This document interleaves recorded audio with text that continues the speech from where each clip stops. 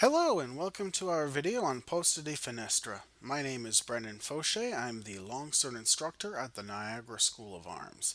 Before we continue, let's hear what Fiore de Liberi says about Posta di Finestra, or the window guard. He says, "This is the window guard who is always quick, skillful, and deceptive. She is a master at covering and striking. She threatens all opposing guards, whether high guards or low guards. She moves quickly from this guard to other guards to confuse her opponent. And she is a very good guard from which to make powerful thrusts, break the opponent's thrust, or exchange points." This is a good summary of the tools: making covers, attacking, deception, moving to other covers, thrusting, and breaking or exchanging thrusts, which are two specific plays detailed later in the text. Posta di Finestra is an important guard to use in Fiore's longsword system. In the sportive environment, it is commonly used to parry strikes away from your head and to quickly return a cut. To do this guard, place your sword above your head with the point facing toward the opponent. With the left leg leading, your wrists will be crossed.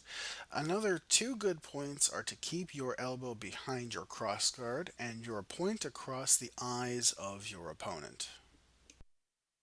This guard has a few strengths. As a parrying position, it starts with the point on line, meaning your hands are more protected by the blade and that your opponent must deal with the sword. It has limited attacking options. You have two kinds of fendente, thrusts, and one sotani strike. The main weakness of this guard is fatigue. If your opponent starts to hold it, make sure to occupy their attention just enough that they hold the guard. Try to keep them in position by threatening attacks, gesturing, changing position, or by tapping or winding on their blade.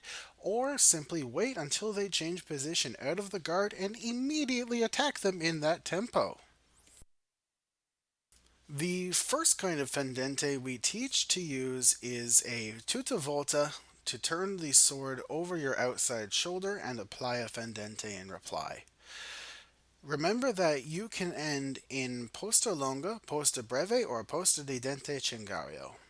This can also be done by rolling into the volta stabile turn of the foot to pass the opponent's sword over your shoulder and then either step off to the side or step forward. The former works better against charging opponents, and the latter works better against retreating opponents. The second kind of fendente is to keep the point facing forward and to turn the false edge down and then simply let the blade fall. This is good for sniping when someone's hands are high or their head is available. As a cut, the hand structure and slicing action should provide enough power to martially validate it. You can also use the hip and a straight back to pull the cut and gain more power that way. Next kind of attack is thrusts. That is exactly what it says on the tin. You can either thrust high and wind over to the other side, or thrust low and wind over to the other side. Fiore does not show a high winding thrust in the sword section of his manual.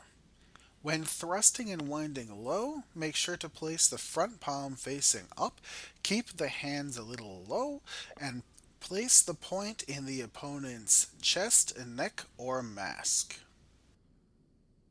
That's all I have for you today. Now get out there and train.